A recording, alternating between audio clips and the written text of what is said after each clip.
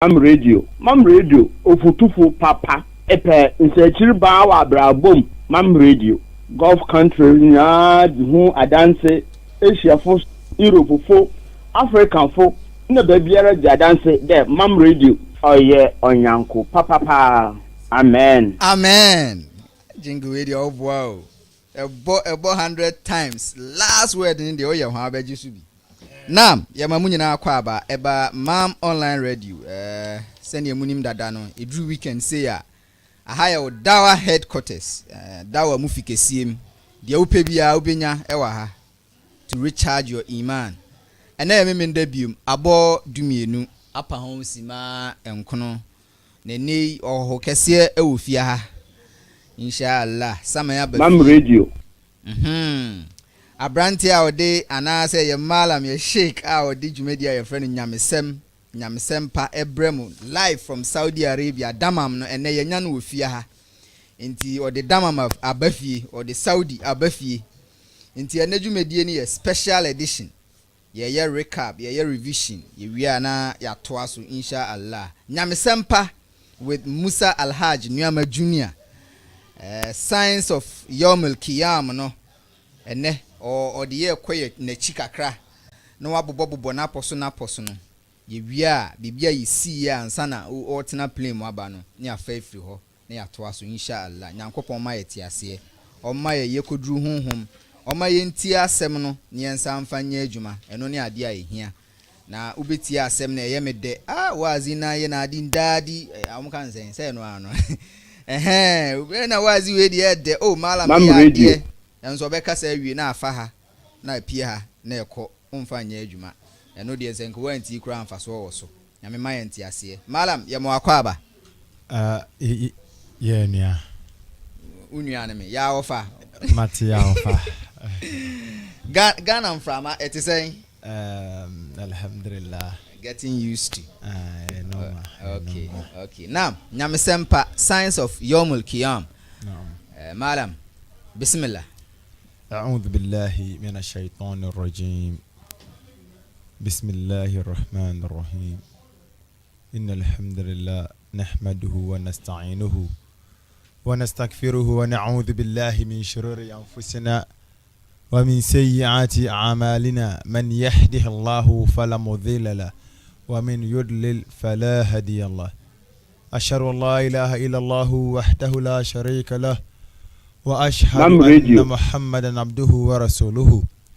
صلى الله عليه وعلى آله وصحبه ومن تبعهم بإحسان إلى يوم الدين وسلم تسليما كثيرا أما بعد السلام عليكم ورحمة الله وبركاته إن كان يدي أسدمو أسدا كسي إما وتنفو نانكوبون أبودي نيورا وتنفو نانكوبون أبو سرني أساسيه na wabo asase mu wadoma enipa ensuo mu mpata na wode amayen se nipa yenhwe so ono ni otumfo nyankopon ade opɛ na wayo de opɛ no wabo no sikani de opɛ no wabo no hiani sebi mpreduasa de opɛ na wabo no jimifo de opɛ no na wabo no nyansani yesro otumfo nyankopon na sumdue ne bambo de makom sheni Muhammad sallallahu alaihi wasallam na fiefo na chidifo ne yene mam radio yene etieti na namo wachi kopem dan kwa matemuada yesra Allah subhanahu wa ta'ala on kan mu wasasi subhanahu dan kwa matemuada yedi adanse se ohini bere ne ho fata se wase ede na ase ayi ntontom ne som komano no jizo tumfo nyankopon ba akopɛ no saaso ne yedi adanse se komsheni Muhammad tumfo nyankopon shira ne na somdwin kano oyo tumfo nyankopon komsheni oye no somafo na osaye na ko buruburu obi biara otumfo nyankopon atene no abodie biara ni ho a ebetimi ya twen na firo otumfo nyankopon kwan so na obi biara so a waya asombrache ama Allah subhanahu wa ta'ala wajana jeje mu wato na sawram no abodie biara ni ho a obetimi atene no de na ba otumfo nyankopon kwan so esiro otumfo nyankopon se onkan mu wasase so hanedan kwa matemu ada mechia mam radio watifu nyina mo amu achirichiri ne abencheye title miami Saudi Arabia for otumfo nyankopon onhyira mo no nye ne yemfama mo mam radio minua Ishaq Abubakar Edu Suweiba ne yenua no ma aka wa Saudi Arabia nyina misale mu nyina otumfo nyankopɔ onhyira mo onhyirikyira mo na ombie makwa mu fama mo ene etiefo a wɔn mu akyirikyire ne abenchi nyina ene wɔnom so a wɔn mu ofie sɛne ɛyɛ mi host Yunus Muhammad ekaayɛ no program a yɛduru so ɛyɛ program a yɛato ne din Nyamesempa na ɛyɛ month kakri twa mu yɛhwɛ the signs of the day of judgment ɛyɛ ensen na ho bi a Rasulullah sallallahu alaihi wasallam ɔka kyerɛ yɛi ɔde to hɔ ma ɛsɛ sɛ muhu sansensem wei a na kyerɛ sɛ dankwa ma temuada ɛbɛn na ansa na yɛba bɛfa ɛno no yɛdi kan hwɛ sɛnea esi hia ntie ɛsɛ sɛ yɛsua nneɛma bi fa signs of the day of judgment mam radio na me nhyɛ da enkom bebrebe esan sɛ yɛdi kan ayɛ atwam na wo a omese program no yɛsrɛ ya na wata yɛtie mam online radio esan sɛ yɛtaa repeat ensɛm a ya na yɛka no sɛ obi a na wanya ho weekend no on live shows ne bi anaasɛ o contacte yɛ admin ɛyɛ brother Yunus Muhammad a on sabe tumi aka bi anaasɛ sɛ wokɔ yɛ Facebook anaasɛ YouTube a wobɛtumi anya saa videos no ɛne audios ne nyinaa bi atie na wahwɛ tumfo nyankopɔn ma yɛnsɛnkyerɛne na onye ne yɛ mfamaye sɛ wohwɛ midi kan kyerɛ sɛ ehu hia sɛ yɛsua ensen na ha Rasul sallam de to hɔ ma yɛ sɛ atemuada no ɛba esan sɛ ɛbɛma yɛhunu sɛ situation na yɛwomi ɛkwan a yɛbɛfa so agye yɛ ho ɛde afiri saa situation ɛne remedy a sallallahu alaihi wasallam ɔde to hɔ ma yɛ sɛ saa asɛm ne si a yɛmfa so ɛna ɛbɛsa aboa yɛ ama yɛakele yɛ curiosity sɛ yɛpɛ biribi ahunu no ɛbɛboa yɛ ama yɛakwenche that kind of thirst of curiosity no esan sɛ Rasulullah sallallahu alaihi wasallam ɔne na yɛ hataman nabi ɔyɛ komsefo nyinaa ka akyire nti ɔde saa nsɛm nyinaa gu hɔ ɛde ɛmaaye ɛne bio sɛnea ɛbɛyɛ asɛnsɛm bi wɔ hɔ a esi ɛmframa bi bɔ a ɛntwe ɛmfa yɛmfiri otumfuo nyankopɔn ɛkwan no ho a ɛyɛ din Islam otumfuo nyankopɔn ɔhunu yɛ mmɔbɔ enti yɛde saa science no ana adesua no bɛsi hɔ na yɛatoa so na yɛhwɛ sɛ deɛ di kan no ɛyɛ the sending of our prophet Muhammad sallallahu alaihi wasallam we na yɛ nsen na hɔ a edi kan na ɛno na yɛkyerɛ sɛ ɛyɛ komhyɛni Muhammad ɔyɛ komhyɛfo nyinaa ka mam radio sɛ Allah subhanahu wa ta'ala wabɔ ne wiase aba na sɛ wɔsi ebeduru mrebi no ewiase ne bɛkɔ awieye na wasoma komhyɛfo pem aba na sɛ komhyɛni bi a otwa to aba na we no ɛkyerɛ sɛ sɛnea wɔka sɛ na wieye no ɛba ba no awieye no ɛno ana ɛyɛ aduru so no enti amra komhyɛni Muhammad ba wiase a ɔno na yɛ komhyɛfo nyinaa ka akyire a wɔka si sudua sɛ wɔyɛ komhyɛfo nyinaa ka akyire a Allah subhanahu wa ta'ala sade to so ma yɛ sɛ ɛnɛ dai no Allah subhanahu wa ta'ala Islam som no wawie no na sɛ yɛwie biribi a yɛmfa bi nka ho nyi bi mfirim to oni akoro bɛwie no no sɛ oni akoro ne ba na kyerɛ sɛ saa de koro na Allah subhanahu wa ta'ala wɔde ma yɛ no na wie no ana eba otumfo nyankopɔn nye ne yɛmfa ma yɛ and the second one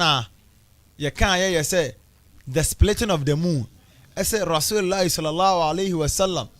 yeah mam radio the mushriks of Makkah e call in chen e wo Mina say ya Rasulullah so na so yotumfo nyankopɔn kom se ni a kyerɛ nsenkyerɛ ne na Rasulullah sallallahu alaihi wasallam ɔde ne opagya ne nsatea akɔ soro na ɔde kyɛbosomi no mienu baako kɔ bonkum baako kɔ nifa we na ye ensen na hɔ a etoso mienu nensen na hɔ etoso miensa ɛyɛ Rasulullah sallallahu alaihi wasallam ni wuo a owuye a sɛ ɔhwɛ ɛyɛ yankase Sheikh Pani Sheikh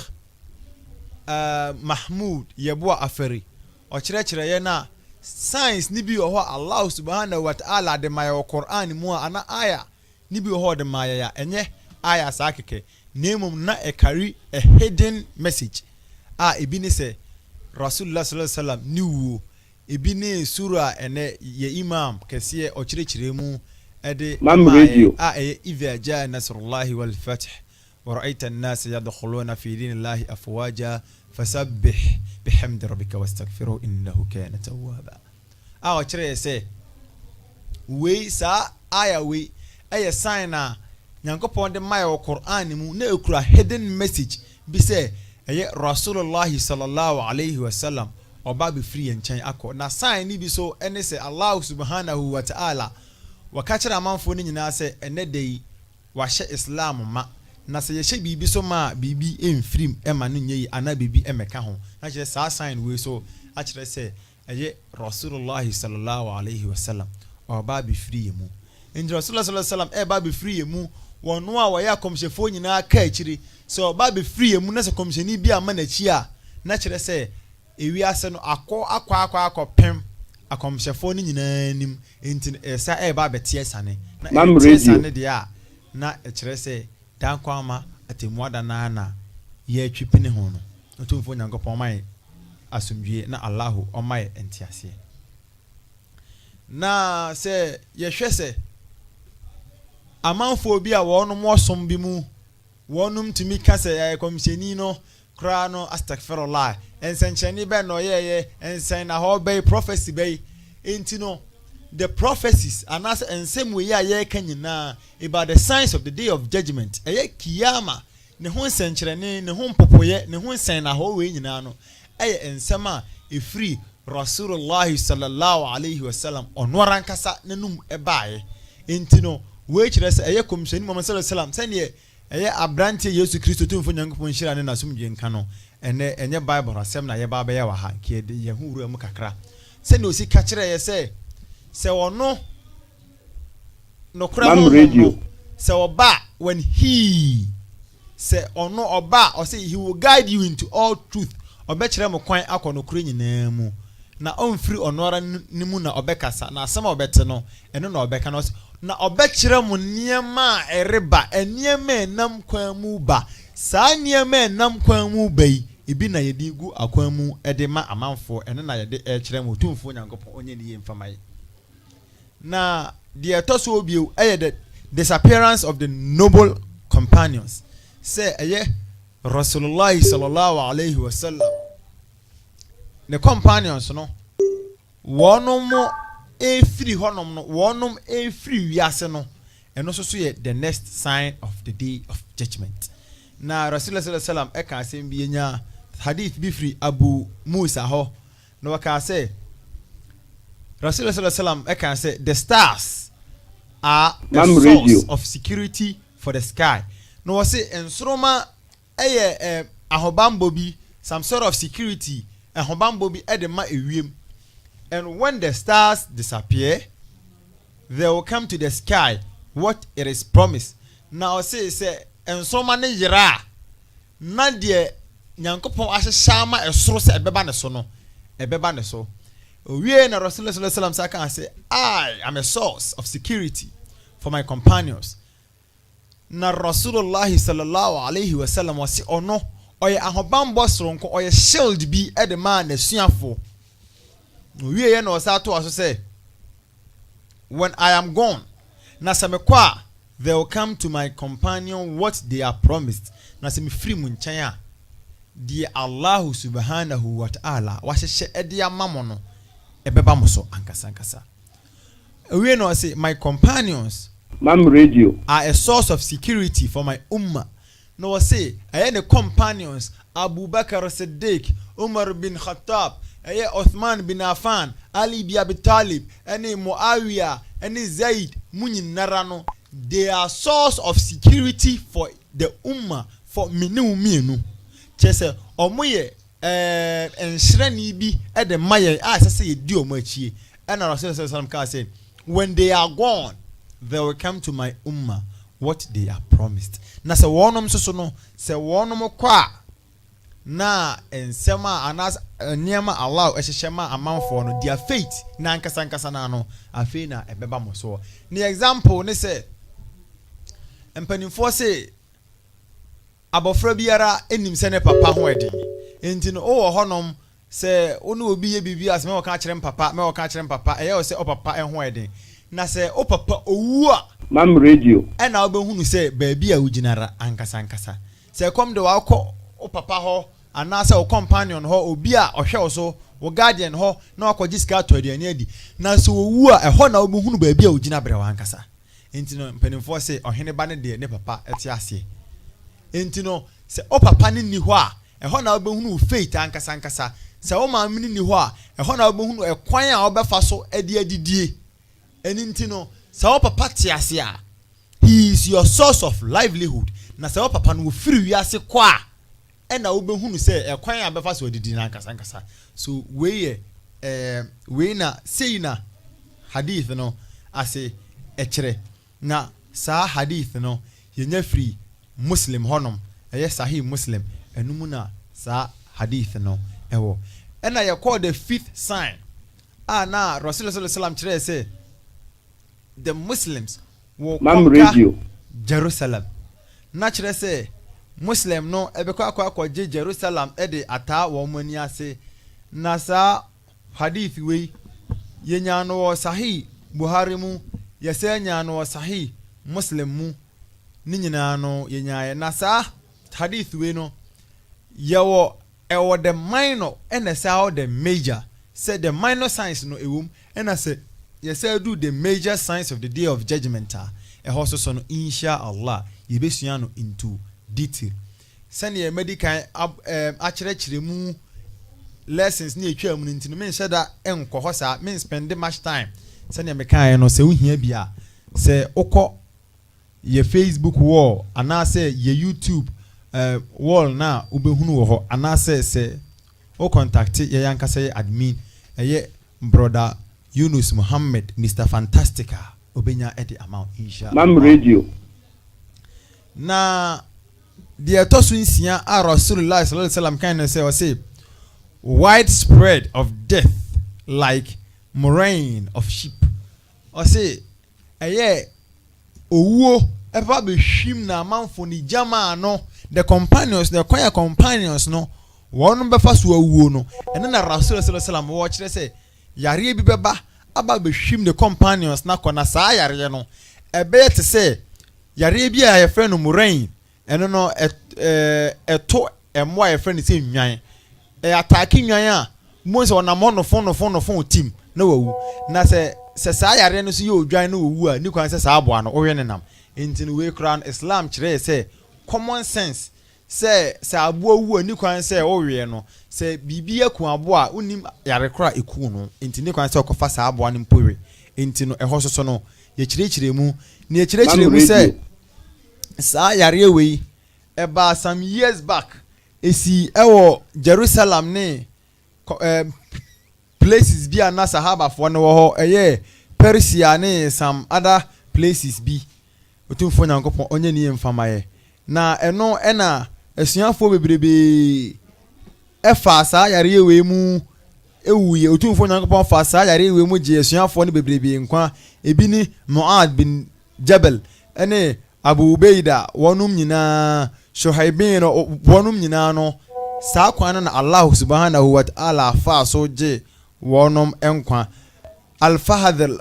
wonum nyina Ibn Abbas mu nyina ne amanfo bi a wonum kai ka ho saa kwan we so na wonum so efa so free ewiase na we no free ho a Rasulullah sallallahu alaihi wasallam e ka kire yese emire bi beba fitna ebe koso owiase say fitna of all kind na se ka say fitna ye malam fitna kra no say bibi te say problems tribulations trials say amanfo ne nam ensohwe medase ensohwe omo nane nam ensohwe ahodo mu akuturuhwe ase saa niema no nyinara no ebeba umma ne so saa niema no ebeba jamaa ne so no say ensohwe of all kind and so with different formulas say so akese emu nketwa emu adantamu emu bibiara no ebeba ye umma yi ebeba yeso na saa enso yi ede mepese mekire enumu kakra bi aye Rasulullah sallallahu alaihi wasallam okasa efa battle bebrebe ebe mam radio eye nso hwa ebe to the umma no eno na ye baako the battle of camel we ye fitna kakraka bia ekoso ewo jamani mu na we so na ye rasul sallallahu alaihi wasallam waka asi ho eno wo sa kire amanfo mbedi nkunim science o kire ni nyinara enti no emra sa fitna no ebeduru umma nanim san so hwe ne ba umma nanim no enso hwe no wonum ne nam nso hwe nim wonum tri pempem wonum kwa wonum ba no wonum nyina adwene free sign na rasulullah sallallahu alaihi wasallam de to ho no na emra sign ne ye evidently clear sign ne ye explicit no na wonum say asema rasulullah sallallahu alaihi wasallam kan no eno na abai na sa asema o kire se eno na abai no enti no ma wonum reconcile ye na wonum esre boniface free sa kind of fitna no ho fitna yo fitna mu ensem bebrebe yo kwan bebrebe a fitna efa so ba se wonam ho na se wo yare no ensohe na bia se obi ho a ni dwadie nkoso fitna ensohe na bia enti no se o time bi mu ana se semre enema bi koso na se wuntimi ngina no a fitna ensohe na bia na rasulullah sallallahu alaihi wasallam kire se sa fitna san so we ye ebekoso no ebekoso a mana ye se de eja aye hyehye eja aye hyehye pa aye ko ekura enipa nsem se eja ne kura enipa nsem sa eja no ekura enipa nsem no signifies the fitna onto say islam ensano so islam be hyehye ekura enipa na the fitna no na the fitna na ebeba muslims so no ebe kura muslims hyehye sa akopem say muslims ni ntimi nkura wonu beja yato enemre madie na yehunu wo wiase sese no oba ehye atade e kata ne ho a ye friend say oye kolo oye kurasini se muslim o ye asori a anase muslim ko pa adwuma kura na abogi sei amaginan wonya kuro wontimi ngina osuro se ye mfa na adwuma ye beka se oye Al-Qaeda, Boko Haram, anase ISIS, obiani di obeka or a terrorist. Fitna no, ebiano no. Edru mre bia sa wonam ba bi kra na de hu sie sa wo ye muslim de hu sie fitna ne bia no esan say unim say if you unveil yourself as a muslimah asem bi obi beka no wan hwe ya na e de abambu e de abro entino fitna of all kinds fitna no ibino no mam radio na fitna rasulullah sallallahu alaihi wasallam kan no fitna no ye wo mu different categories bebrebe entino as time goes on say ye kasa ko yanim na no rasulullah sallallahu alaihi wasallam actually most of the fitna obobo bodin fantade hyemu obobo bodin fa adwumasemu ni nyina no obobo bodin ewo animu na subhanallah sign na yaduru sei sign bia Allahu akbar obi beka se na ye den na rasulullah sallallahu alaihi wasallam ohunu sa sign we na sa sign we no nimdiafo no bon tofa in an English diction be and also in an English caption be say the prevalence of satellite channels Rasulullah sallallahu alaihi wasallam e kan asem bi to honom mam radio na mamen kan free enwoma a ye hwemu e de e kan nyamesem a yato ne din the end of time anameboa the end of the world signs of the hour major and minor ye imam bia the din day Dr. Muhammad Al-Arifi and Echro Sangmawi. I see today there are no less than 13,000 satellite channels being beamed from the space to homes around the world. Now I say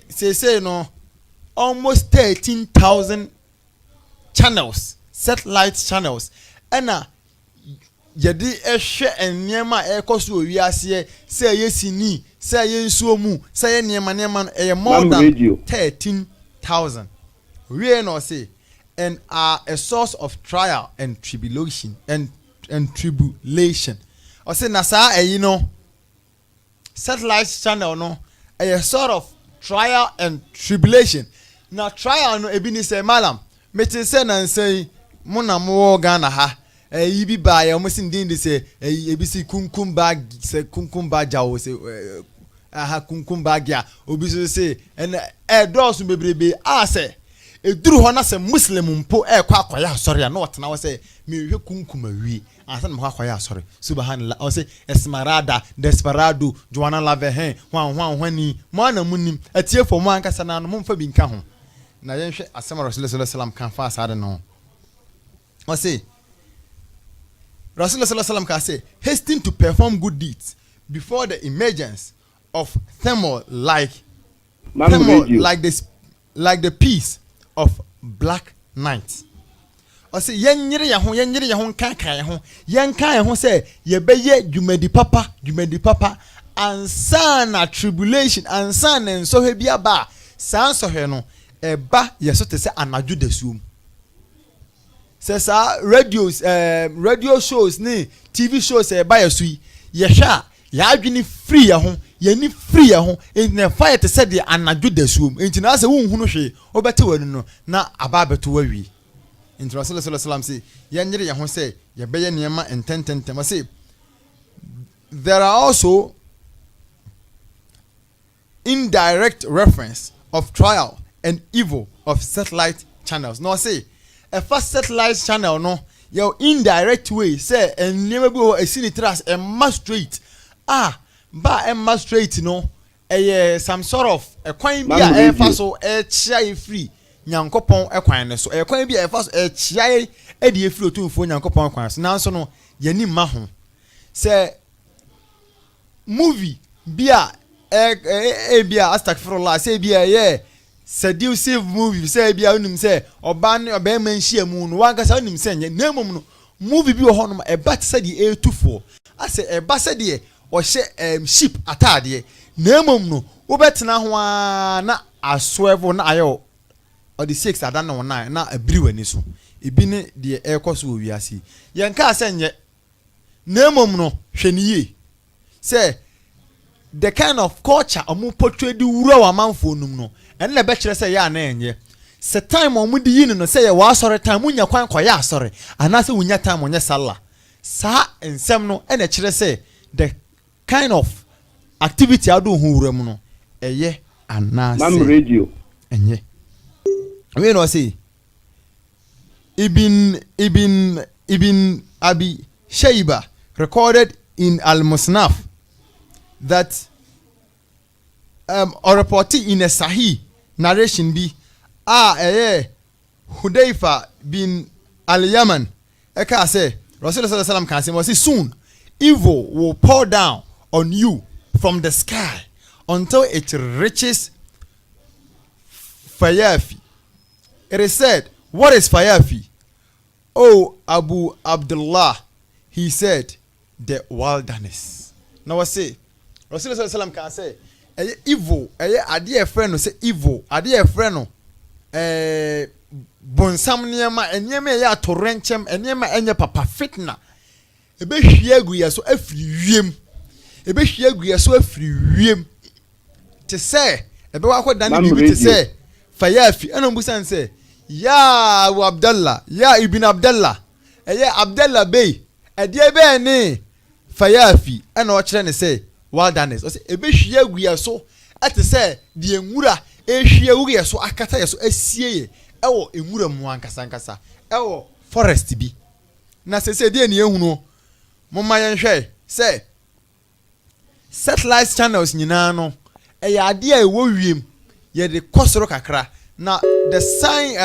the English name for ewiem ye ade a friend say heavens and sky sa asna say oba Arabic kasa mu a sama esro in Allah can say we see huwa alladhi khalaqa lakum ma fil ardi jami'an thumma istawa ila sama esro ewiem esro entino sa niema a ebehwie ɛde fitna be hwie gu jama ne so ɛde fitna kese be hwie gu jama ne so no ɛbɛ wo wiem ye de be kɔsoro enti no hwɛ a satellite nya na bobosoro ɛhɔ so na hɛ malam sɛ wa mo satellite a sɛ multi tv ne ho nkɔ ne ba kunkum bag ya ne ho nkɔ ne ba hwɛ ekura wonya bi nhwɛ ɛno so ne the source of fitna kese de ma de umai ɛne the source of fitna sese no ye ma ɛsɛi nkora no eniyama bi ɛsɛsɛ eni kwan wɔnum hunu no wɔnum hunu wokɔka deɛ asɛm a wɔka ɔno no kora no wɔhunu atara enti de bɛ na wɔde bɛyɛ akora no sort of fitna ebi anie akora timi ka kyerɛ ne maame sɛ mianya asɔre ntɛm anya sa sɛ mi de sɛ kunkum bag ya ba megya akɔhɛ maame no so sɛ ampo ne imam ene ne mesra ya no ne ntɛm Allahu akbar Allahu akbar Allahu akbar Allahu akbar salamu alaikum no imam gina fa fa bi ayi ala rabbukum batukadiban Allahu akbar imam kwakɔhwɛ de kunkum bag ya imam kwakɔhwɛ television saa niema ɛyɛ the sort of fitna eniema rasul sallallahu alaihi wasallam akasa ebe baye so no enne na sese ya gie gine ma kese a ye de akyekere ye ho a ye de ho hwe a enye yi otumfo nyankopɔn onye ni yi emfa emaye na otumfo nyankopɔn onhunu yemobo na ye rasul sallallahu alaihi wasallam sa ka asem bi o se saa sort of fitna na ebe hwie agu ye so no Allahu akbar ebe ye tribulation ana ebe ye ade bi a ebetumi ama nipa atena se saa fra na pa kopema nwumre ebetumi ama nipa atena ne to so for a very long time say me hwe obi ko hye ne dem a TV nti bese 2 hours 3 hours 4 hours 5 hours 6 hours 7 hours even 12 hours obi timi hye dem a obadwonso kuru abam esas ompese prekora no na ni bebo afiri so obedi di osomani akoto aduane na bre no ho no wadi mam radio na so sa nipa na ankasa na no eduru akiriwi a itkaf kontimi nye bi eduru akiriwi onkonko tena masjid just one day a day itkaf for one single day crown oni akrontimi nye bi na so timi hye dem the whole day ehwe movie o timi hye dem the whole day ehwe movie television keke so that na nibaje keke movie keke ntino o tena dem the whole day tini de bia na shake bi o say amanfo bi ho anka asema maka ne senka omo Rasul sallallahu penso anka ombepese they will fight the battle of Badr meanwhile they cannot fight the battle of Fajr oh no Badr na o sinka onya anka obegine but Fajr ahomache ne kora ne san say movie na o hwe ye ntino ahomache ne kora wantimi ansore anya asore Maghrib efa okon ho talikus salat na ye o kan Maghrib ni isha ibom na ye kasar na ye because of moving tea we kasar enti ubisa ho se saa niema we eba se be bow ana se ba se be dano we fotumfo nyankopon kwa ho otumfo nyankopon onye ni emfa emaye na the next one no we die medican a kire se Rasul sallallahu alaihi wasallam o kasai efa eye fitna bi ebe koso a eye ebe koso within the Muslim ummah the battle of the camel and ebi so kano the battle of Siffin eno no so no wakan eno no ye nheda enkom ye be se da nya time na ye treaty ankasa otumfo nyankopon nye ni mfamaye eno Rasulullah sallallahu alaihi wasallam sa kan sem bi ya treaty bet mom ye nya no ententem o say the emergence of the khawarij now mama men kan free women must say another sign of the is the emergence of groups that are contrary to the way of the Prophet sallallahu alaihi wasallam and his noble companions or say Rasul sallallahu alaihi wasallam can say we any ba be kwa we ya amanfo bi beba ombe sorry sa sorry ombe sorry no wonu mo kwan no wonu be ka say Islam wonu be ka say Muslims nemo no na a bit contrary to the way of Allah subhanahu wa ta'ala otu fanya nko ma ntiase na onye ni yemfama enti sa kwan no omu be sorry amanfo bi be sorry na sa amanfo no wonu mo sorry a ebeye ekwan bi a amanfo ebeye amanfo se wonum enam Islam kwan no so nemo no na Islam kwan no so ana wonum nam na Rasul sallallahu alaihi wasallam bo edin bi se khawarij se amanfo bi or classify omo as khawarij na sa obi sa say sa nkrofo no wonum ne ehefo Now, a woman is initially they were on the side of Ali and fought alongside with him. Say, yeah, the fitna na ye kase cause Rasul sallam e kas ebeba umma ne so no fitna na di kan batwa mu no sa fitna no e baaye no na sa manfo no wonom ka Ali bi Abi Talib ho na wonom no wonum mu bi eso na ma sa fitna no e baaye wonum bi na ma sa fitna no baaye e na ibi koka eye Imam Ali ho na wonum wie ye no me pese me bon no tofa so me ya emo isan asem emu so wa by 3 tu fo nyankopon nye ni mfama ye na mama me nkyere san krofo we eye nkrofo bi a onum bi ene koku eye Uthman bin Affan enti wonum komata no ena ebi ekota Ali bi Abi Talib chi ena mu create confusion between Ali Aisha Muawiya enti no saa omo fitna no ekọ so wie ye no ena saa manfo no wonom saa original etia obi a eye abrante e frɛ no Ali bi Abi Talib na yenhwe wonom gidie kakra Khawarij for no yenhwe wonom gidie kakra as they regard anyone who commits a major sin such as adultery or drinking alcohol as a disbeliever who will remain in hell forever. This is obvious misguidance on their part. Now say Salman for no one who is obi a woyɛ Muslim a obeye bɔne a ɛsoso te sɛ ebi ne sɛ wɔbɛbɔ adwaman ana sɛ wɔbɛnom nsa no saa nkrɔfo no wɔnom hu the person as a kufar a obɛka jahannam ɛna ngoma na kyerɛ sɛ weyɛ gidi a ɛtɔ si ɛwɔ wɔnom ɛfa. The reality is that a Muslim who commits these major sins does not become a disbeliever. O say na no kura wom ni say Muslim obenom nsan o me kufar prekope o me kafir prekope Muslim obo adwaman no o me kafir prekope na emom no ni gidie no na etosini but becomes a disobedient evil doer who has to repent and abandon his sin. No say sa manfo no esese wonom esa dane wonom achesan say wonom aye mumye fo wonom aye bone e de atia otumfo nyankopon te say wonom dane wonom achi e de ma bone no na wonom beye tauba ye kronkron e de ma Allah subhanahu wa ta'ala otumfo nyankopon o ma yente ase na onye ne yi emfa emaye otumfo nyankopon onye ne yi emfa maye the asosu bi was say they regard Ali Muawiya and many of the companions who approved of the arbitration as disbelievers. No, that's how a man for say Ali Ali ne Muawiya ne Aisha ibn Abbas ne say suya for kese na wonom ka bo mu e solve the fitna na to wonom no wonom ka bo mu ehunu the way out no sa amanfo no the people no ehunu wo mo say wonom ye disbelievers. We no say rebelling against unjust rulers concerning whom there is no proof that they have fallen into disbelief. No say wonom ka say wonom be sorry etia eye odikani ana say omu elida bia Amirul Mu'minin bia oni akro no why disbelief. Nemom no wonom nyanyina so bia mfa nyina say sa Amirul Mu'minin Amir no why disbelief. Otumfo nyankopon o ma yente ase na Allahu onye ni emfa emai. Na Rasul sallallahu alaihi wasallam kan asembi o say they will pass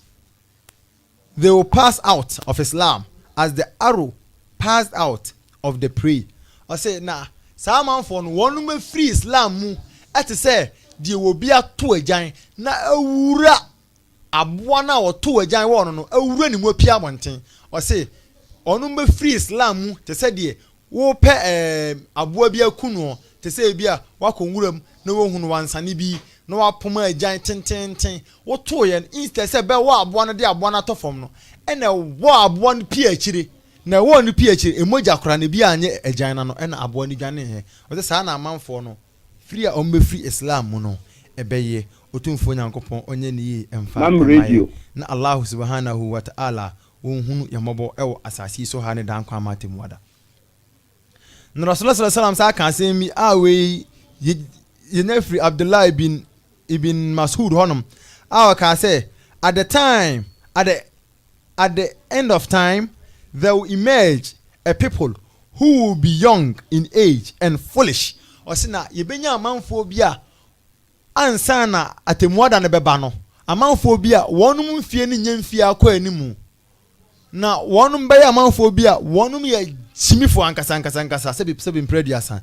they will recite the Quran but it will not go down further than their collarbone no se enwura wonum mu krampo krate se eche entini bi ewo kase bi ewo enipa ko mu kire se ohun ni se sa kase no time bi ehun nipa eda ho en ne friend se ne konka mam radio na sa Quran no be kan enwura wonum akoma mu kete krampo se na die ni ehunu okoye zongo so a amanfo kenkan Quran akese obe kan Quran nyina nanso no wieye no ogina baabi no ono wi na sen kra de video bi a me hu ye obi a so o wi base e na wo kan Quran e na wo kan sura ya ufri yasina na da bi sura wi miruafi imam sura ya Allah ka say annabi Musa ka say rabbi shrah li sadri wa sura be kra no sura no de miruafi kakra intino se mekaya mema asua atiefo sa sura na abrante na kan yo a wo say rabbi shrah li sa miru nyankopon we tene manu na ye makoma kakraka na ensem on bekan mintimin digest sansam no fanchara manfos no she we base na we no e bonano ten we ni bonano o we no kire say yes as you can see I'm in the gero a'udhu billahi minash shaitanir rajim otumfo nyankopon o mayenti ase enabeko zongos no eniema won mo ye o kan Quran nanso so no wo dufa o was bansiri bi danasene o sare a onim se sa bansiri na ebetumi atwitwa agye no a'udhu billahi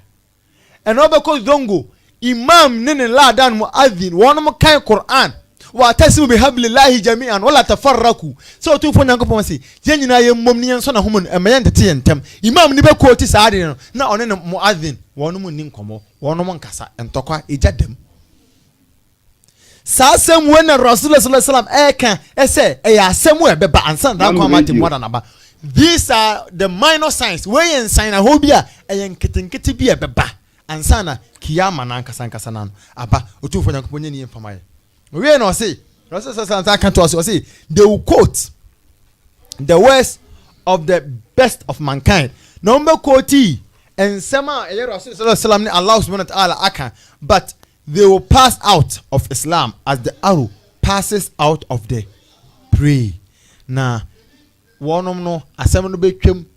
sa wonum nya emfaso biara emfa emfirim. Sese no okoye zongo sa Rastafarian na agi ye ho aboso.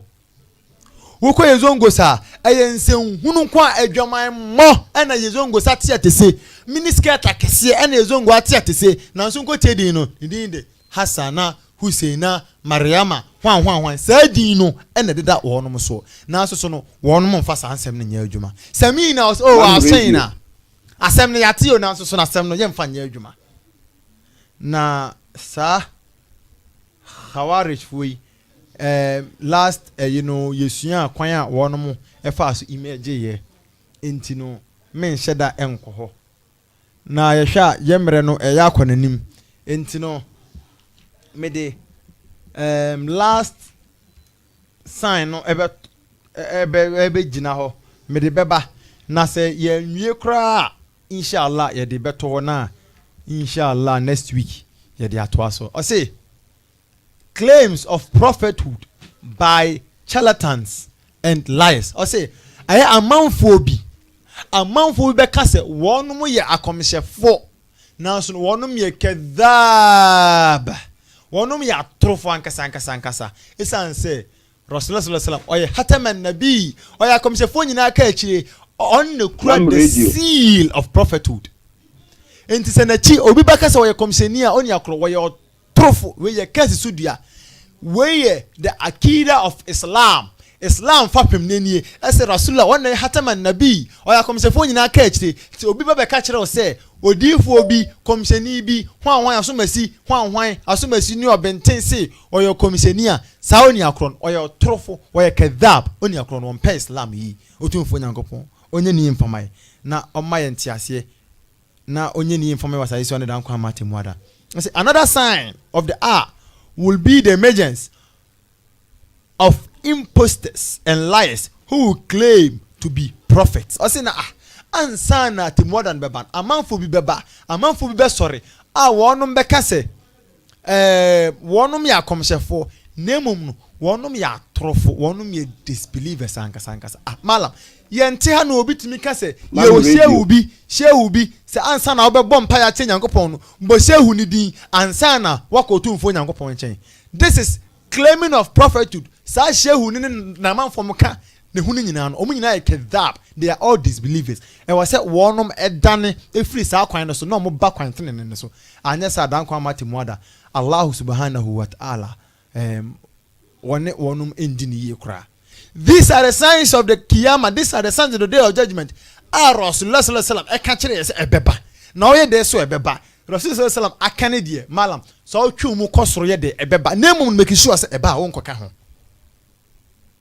Say t-shirt bi ho na ya twero shehu hwan ni Rasulullah. A'udhu billah. Shehu ni Rasulullah. Na unim Rasul. Shehu no ne wahie ne sen. Na Rasul na nkasa na no ti ase sen. A'udhu billah. Otumfo nyankopon nya ni mfamae. Mam radio. Now we no say they will stir up turmoil with their falsehood. Now omude ombe dane fitna ombe ka fitna anum e wa manfo akomamu esan se sa the falsehood no mo de nam se ni o shehu bi ho no ma omo se wokọ ne naso ekosa anwana na odi abompai. This is total fallacy. A falsehood. We a shirk akbar. A shirk akasi ni bi. Say one twon home and free home. Na say one sakra kanya obako jahannam. Say okoya sadi we wonye Muslim. Tina Allah say ittaqullaha haqqa tuqati wa la tamutuna illa wa antum muslimun. Illa wa antum muslimun. Pata jisa we Muslim. O say yensro tumfo nyankopon suro kan. Na emaye ngu jese Muslims emaye ngu enese emaye ngu jese ada sheik bi ayi so ne naso da bi sheik bi a okone naso akobọ mpa ya kire ni bia no. This is kufur shirk akbar. Otufo nyankopon ma ye ho ban na ohunu ye mobo. The Prophet sallallahu alaihi wasallam said that the number of these impostors will be around 30, and he said the hour will not be established until 30 impostors and liars appear. Each of them claiming to be the messenger of Allah. I say, now Rasulullah say, the sign Kiyaman Emma e jise impostors amount for maku aduasa 30 sorry asa amount for no wonum nyina beka se wonum yotumfo nyankopon esomafo na amanfo beka se amanfo a wonum asore no wonum doso ye kasa amanfo a wonum be sore a enye obi a wasore se yi me prophet 1 me prophet kum chacha me prophet obinim sankrofo ne de omu ye kufars. But we are talking about the Muslim ummah. Among for be sorry, they will claim prophethood. And then shehu 2x4 ya. One sorry, ni probese 10, 6, 20, 30, 200, 500 ne do much there be. Among for be a one be sorry. Now one sorry, among for one dio much no. Number thousands, millions, sankrofona semna yeka. Utu for yankopon. Oma entiasie. Na onye ni ye emfa emaye. The sign, this sign of the hour has already appeared. Many false disclaimers. Among for baby, one more sorry, one for prophethood. At all, one more so claim to be prophets have appeared in the past and more recent times. Ɔsɛ na ebi aba deɛ atwam ne nsɛsɛ mmere nyina ebi da so ɛwɔ ɛhɔnom. And it is likely that more imposters will appear before the appearance of the one-eyed lion child. No, wɔsɛ amanfo bebrebe so bɛba aba abɛka sɛ wɔnom yɛ akɔmhyɛfoɔ ansa na ani baako Dajjal the Antichrist no ɛso so epi otumfo Nyankopɔn ma yɛnte aseɛ nti na otumfo Nyankopɔn ɔma yɛn ho by free such kind of fitna, such kind of tribulation no ɛho. The messenger of Allah sallallahu alaihi wasallam delivered a speech one day and said, by Allah, the hour will not be established until 30 liars appear, the last of whom will be the one-eyed liar. Rasulullah sallallahu alaihi wasallam kasim was say, amanfo bebrebe as awa no ewiase yen emmada ejise atrofo mako aduasa 30 abase wonum nyinaa ya akomhyefo na de otwa mu nyinaa to no ebeye Dajjal amanfo bi frɛ no the Antichrist Dajjal na emom no se yɛka sɛ the Antichrist na yɛ kana when the Antichrist the same as Christians ne kanu ɛsɛ ɛna 666 number bi na bɔ mama so 666 dabi we no yɛ false to the fallacy yɛbɛnya abotre yɛduru major science na yɛbɛnya abotre ne yɛdɔ the Antichrist nim sukɔ ade a bɛba bɛyɛ wɔ wiase ankasa otumfo Nyankopɔn ɔmo yɛ ho ban. It was narrated from Tauban that the Prophet ﷺ said, the hour will not be established until some tribes from my ummah join the mushrikeen and worship idols. Os ewiase ye na ma o ejese kopem se mamanfo bi de ummah ya ye womi amanfo bi ebekwa ka amanfo bi a wonum ye mushrikeen wonum soma bosom wonum de bibi bata tumfo Nyankopɔn ho na san krofo no wonum be from muslim ye muslims na so no be soma bosom so de bibi tu kom na se malam bi picture na da so na se na yi malam shehu bibi tu shehu opoli shehu sorry shehu this is mushrik we mushrikeen once sa dan kwa mate muada tumfo Nyankopɔn no engine yi Allah ohunu ye mawo asase so na dan kwa mate muada o se umma no ebi be from some muslims no makodi amanfo bi achi obi ba kwaje kawa bi ato ne nsa eye ne se kawa no na chese ebetwitwa age no na obi se kawa bi hye no kawa no se wonama na ahye no ehye na kire se okakonya accident nam se wo no nyansa na ni bi o ko Saudi Arabia o ko Malaysia o ko Afghanistan o ko Dubai o ko America o ko Yugoslavia na aeroplane mu nam soro na se sa o kawa no ehye wa ka kire plane ura no radio say empacho ura jina ha ya na mate accident bi ba be sintiri jina na minsi wa ha bo ha dwene na enya adwuma Allah onye ni information na amaye nti ase entino Rasul sallallahu alaihi wasallam say I am the seal of the prophet and there will be no prophet after me. O say me na me yakomsefo nyina nso ano me na me yakomsefo nyina ntia no na odifo biara emamachi o odifo biara emamachi da and so obi ba na so waka se obi yo odifo oni akon oyo trofo oni akro so se ono so yo odifo no onu ankasa mu no so no oyo trofo kese ankasa otumfo Nyankopɔn ma yente ase na onye ni yi emfa emaye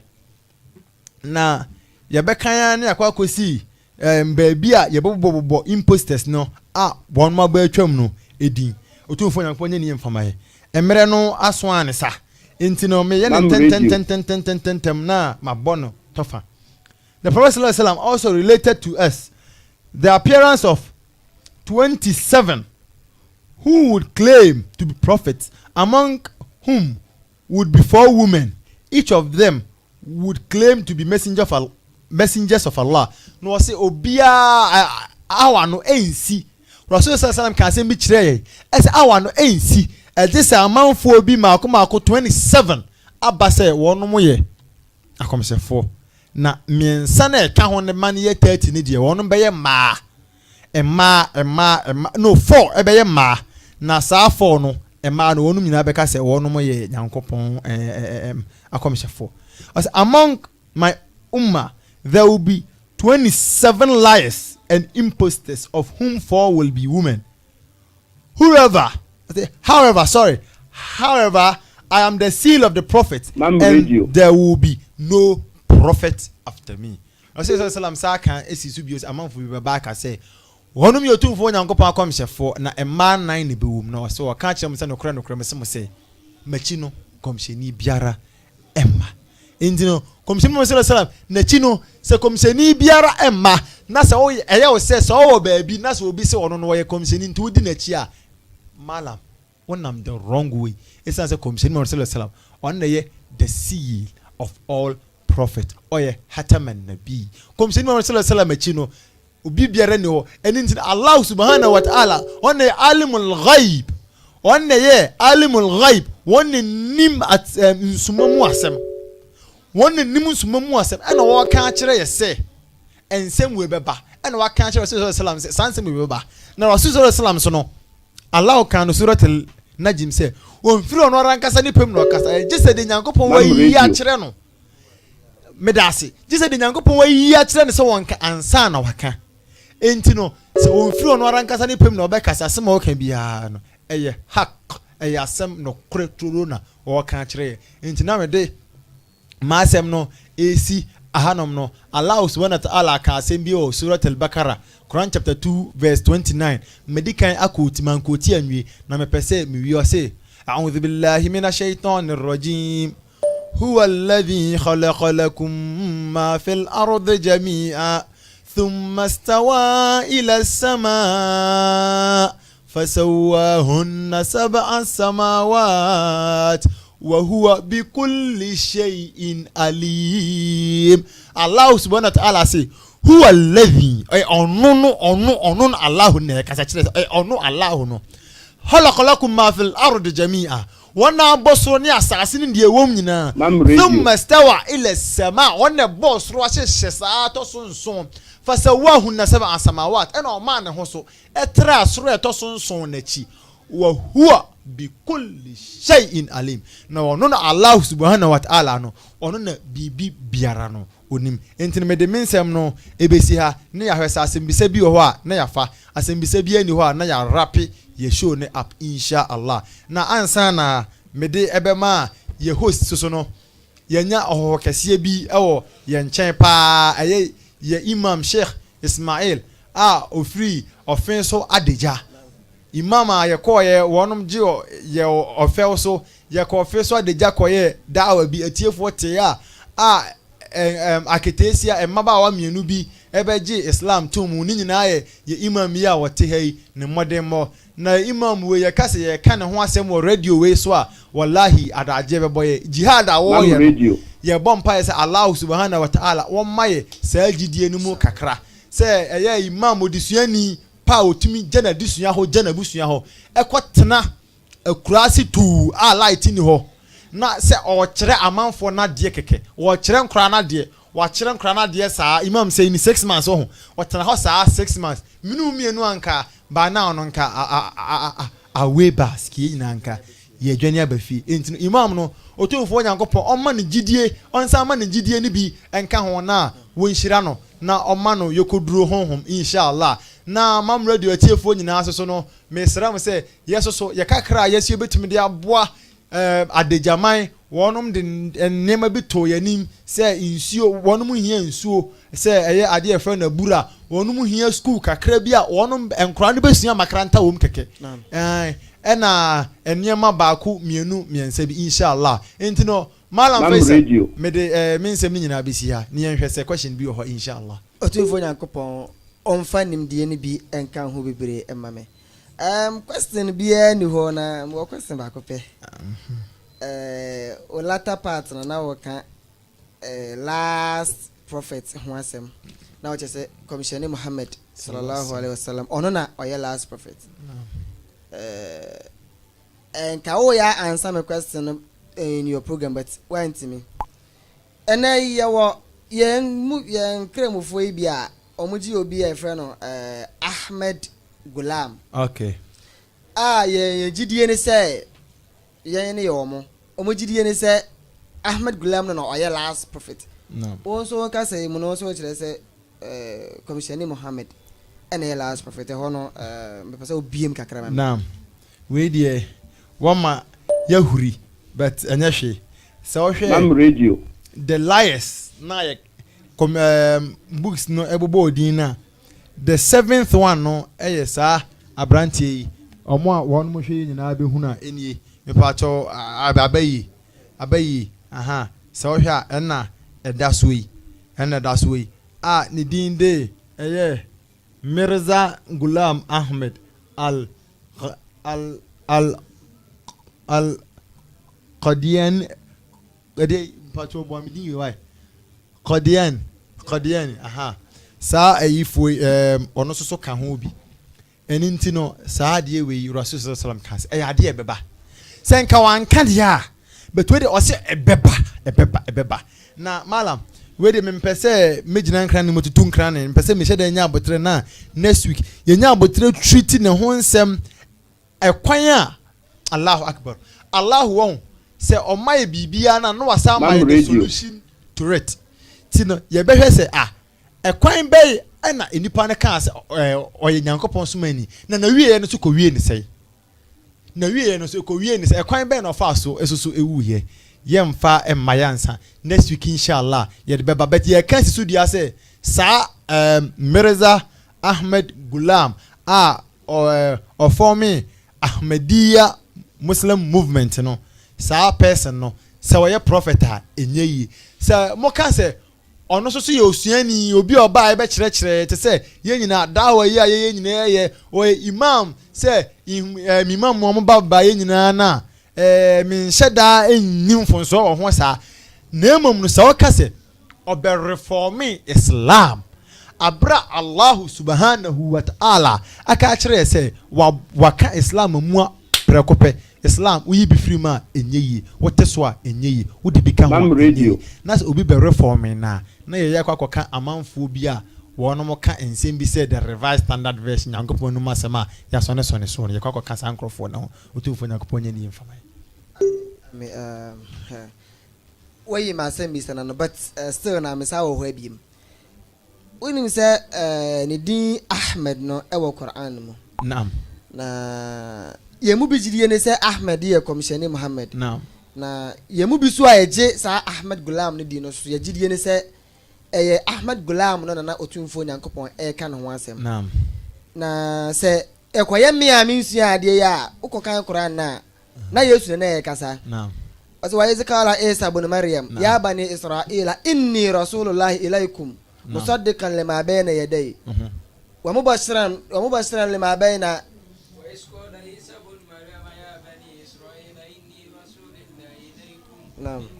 mam radio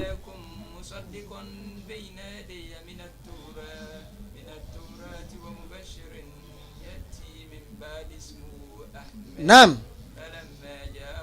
بينات قالوا هذا سحر مبين نعم هنا نعم يبينو الله أكبر وهو سيا يسوع كسانو كوتو نسى وعمو محمد دين نعم بس أحمد نانك أيه كوميسيوني محمد أصلا كوبا كسر محمد نعم نادا يتنا وانك محمد نمو وسى أحمد الله أكبر تو فنان بوما ينتياسيه na onye ni yemfamaye na malam adia fe wom ni se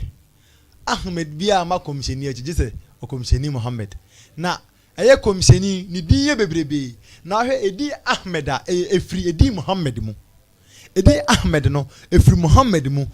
komisheni Muhammad onu angasa ni din de Ahmed ni din de Muhammad ni din de Mahmud eye Muhammad Mustafa ni nyinara eye komisheni Muhammad na bodini mam radio entina ansa na komisheni Muhammad oba beba na obiere ni ho ni din de Ahmed ni akasa Ahmed na yedin hunu kisa keke na obiere din ni Muhammad na malam saa sem we a wo kan emre bi yeshia Ahmedia fo mpanifo bi wa ha na omo ye program de bisa question wase yebisa question wase na ye koti saa aya we na onom ka se Ghana hafo ne ka se eye komisheni Muhammad sallallahu alaihi wasallam ho asem na Yesu ka ene ye frɛ omo head branch ewo Kashmir India ene ebisa the same question omo se no eye Ghulam Ahmed asem na onom ka se wonu mienu kra no ho se shaka won mentem ene the same enti we no edi Ahmed no commissioner Muhammad ono ran kasa ne din ne din de Ahmed, ne din de Mustafa, ne din de Amin, ne din de Muhammad, ne din de Mahmud, ne nyinaa yɛ ɔno ara nkasa di edin ne nyinaa firi Muhammad mu so te sɛ edin bi wɔ hɔ a na edin no wa ne yɛ twetwa te sɛ edin te sɛ edin a wɔka sɛ Isa ɔho firi edin Yeheshua anaasɛ Yeshua ɛna Jewfoɔ no yɛ Esau nti ɔnama Esau Arabic force Isa nti sɛ wɔka sɛ Isa anaasɛ Esau obi ka sɛ ɛnyɛ Yeheshua anaasɛ Yeshua mu ne firi a na kyerɛ sɛ edin na ka sɛ Yeheshua ɛna ebi frɛ no Yeshua ɛna ebi frɛ no Yeshua ɛna ebi frɛ no Esau ɛna ebi frɛ no Isa ɛyɛ the same name nti ɛyɛ the same name a ɛyɛ Ahmed na kɔmhyɛni so no ɔnam wiase na ebi so frɛ no Ahmed ebi frɛ no Mustafa ebi frɛ no Amin ebi frɛ no Muhammad ebi frɛ no Mahmud ne nyinaa ɔno ara nkasa no na edin no sɛ obi claimi saa asɛm wei ɛde kɔhyɛ obi a na kyerɛ saa oni akorɔ no ɔyɛ akɔyɛ dane kufa ɛwɔ sɛ ɔsesa na adwene inshallah nam sɛ me asɛm bisa no wayi ano ma me paa ma wɔgyidie sɛ obi a ɔfi a wɔti a ɔwɔ saa asɛm bisa wɔ ntana sɛ wɔhyɛ kawe wɔ ne tim no ma wɔgyidie sɛ sɛ wɔsi akyerɛ mu no wate aseɛ paa yie sɛ adwene sa kyerɛ bi wɔ hɔ a na sɛ wɔwɔ sɛ wɔyɛ ne ntɛm nam tibala mbrɛ na so menim sɛ sheikh wɔ question bi wɔ hɔ a we the only question kra at least omra meka bi inshallah sheikh pa ɛno ɛyɛ offense adagya imam ɛna yɛnya no ɛwɔ fie ha no nam imam salamu alaikum wa alaikum salam wa rahmatullahi ta'ala wa barakatuh nam imam baby afri bokɔdeɛ alhamdulillah nam imam we deɛ sɛdeɛ malam sikan no wabɛto yɛ deɛ we deɛ wabɛto yɛ ti bibi ketekete bi kura fagya me ne matiefo nam alhamdulillah ya da malam pani a wakan sami kira ya alhamdulillah wa ate islam ase no me hu sɛ we yemrem no ya hwe ya wa hwe bedane afri islam ho otumfo nyankopɔn so ahye kete sɛ wala ta'mutunna illa wa antum muslimun jidie biala ebekom biala no hwene ya mfiri islam mu timi de me ka kira agide fo nsɛm a yɛhyɛ o kan de opa kyɛn sɛ islam obi ne obetimi de bi aka ho efisɛ mrobotumfo nyankopɔn sane Qur'an bra wasi al yawma akmaltu lakum dinakum wa atmamtu alaykum ni'mati wa raditu lakum islam what for this day have I perfected your religion completed my favor upon you and I have chose for your religion al-Islam ti de me ka kire tie fo nsɛ de sheik kan no yɛmfam kwa andwundwurim ni ntie nsɛm a ɔkan no sɛ emre ne nso saa mle enoma we nyinaa bɛba adifo atrofo ne nsɛm bebre no aka kye ti de me ka kire tiefo nyinaa sɛ yɛmfam kwa andwundwurim ni yɛntena se ni yɛmfa islam a komhyɛni Muhammad sallallahu alaihi wasallam de ma emme mu bia ɛna da wɔ din al-islam kwa so yɛmfa Qur'an ani sunna anya adwuma shew mam radio nam metiefo no yɛ offense adagya imam ena motene kan imam de ye kana wasama na ye pe kasa keke ye kasa ye ke imam wasama kasa na ye pe e kwan ya imam fa so je wa de no na me nko na nim ti malam we de se de wasi e kan imam na watene kan na enti yenwe program no nyina inshallah eye kakra ye kan yi Allah onye ne yemfama ye emfonso e ba me se ne so mfa nche na dan kwa ma temu da fitna kese a e koso wo wiase Allah subhanahu wa ta'ala amma ye ho ban free sa fitna ne ho na ye chiamam radio tiefo mo achichiri ne abencheye otumfo nyankopon onhirehira mo na onye ne yemfama ye nyina otumfo nyankopon onye ne yemfama ye atiefo a wono mo akwantuo mu Allah subhanahu wa ta'ala won mo wono ho ban free fitna hodo ho na titru ye ma fitna e koso ne de ba mu akese mu nketwa Allah ommoye ne ye ma ne ye busua ne ye namfonom nyina ho ban free sa fitna akese ne ho rabbana atina fi dunya hasana wa fil akhirati hasana wa qina adhaban nar wa qina adhaban kabir wa qina adhabad dunya wa qina adhabal mizan wa qina adhabal maut wa qina adhabal sakarat wala hawla wala quwwata illa billah la ilaha illa anta astaghfiruka wa atubu ilayk ya hayy ya qayyum bi rahmatika astaghfir wa akhir da'wana walhamdulillahi rabbil alamin. On your Google Play Store, download and